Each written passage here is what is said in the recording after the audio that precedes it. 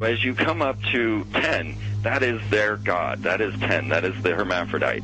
But if you stop at 9 and you skip to 11, skipping God, then you are a Luciferian. Because 11 is the number of the magician. It's the one step above. Once you have accomplished the tree of life, you are now the magician. You are one above 10. But they're doing it by skipping God.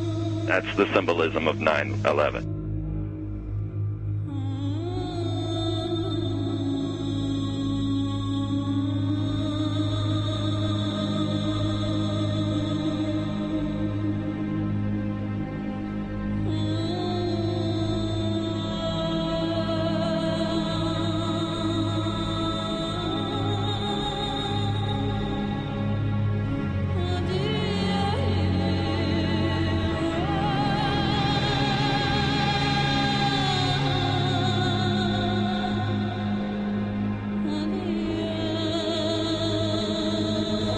It is a big idea, a new world order.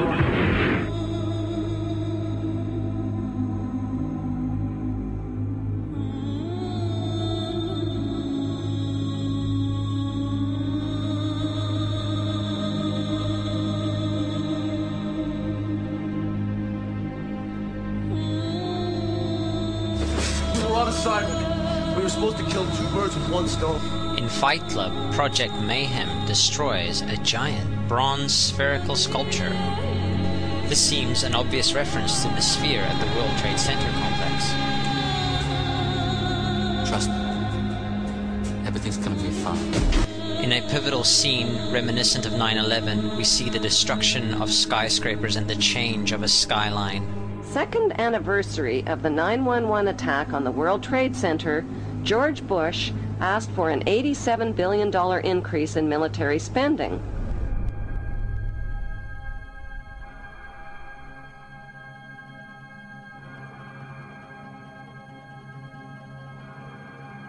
In 1904, Crowley would receive the Book of the Law soon after meditating in the King's Chamber of the Great Pyramid.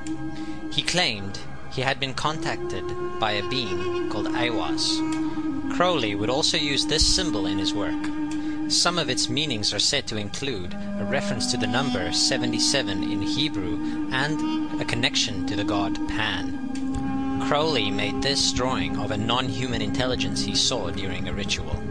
Synchronous 23 has made the connection between Aiwass and the Wizard of Oz, and has further pointed out the similarities between Crowley's grey alien-like drawing and the depiction of the projection of the Wizard of Oz in the film version.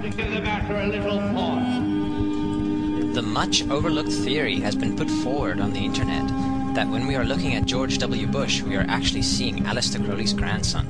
I have suggested that this video footage of George W. Bush reading The Pet Goat, coinciding with the start of the 9/11 mega ritual, is in fact a dedication of the 9/11 mega ritual to the great god Pan by Aleister Crowley's grandson.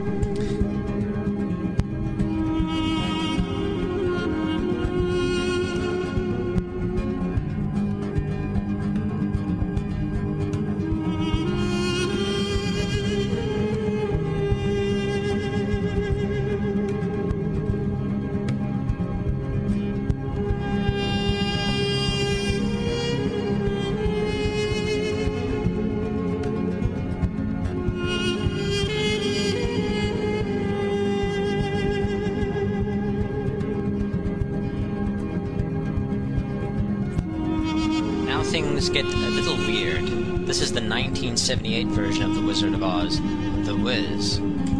Again, we see the Emerald City connected to New York. On arriving at the end of the Yellow Brick Road, Dorothy and her companions go through the circular portal. Through the door, we see 3 pyramids. Behind the pyramid shape, in between the pyramid pillars of the World Trade Center, we see the sphere, the representation of the Kaaba.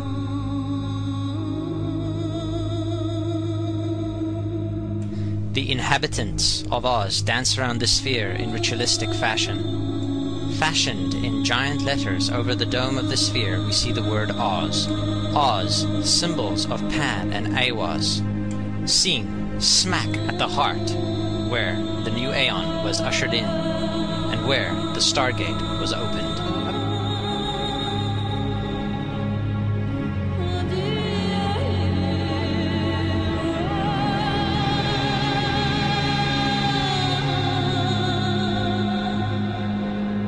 Between the Twin Towers is called the Spherical Caryatid. It was made by artist Fritz Koenig and was nicknamed the Sphere. We see that Koenig made this thing in Bavaria, the same place where the Illuminati was founded. The most interesting fact about the placement of the Sphere at the World Trade Center Plaza has to be that architect and designer of the World Trade Center, Minoru Yamasaki, intended the plaza itself to be a representation of the Grand Mosque of Mecca, the Sphere in particular taking the place of the Kaaba.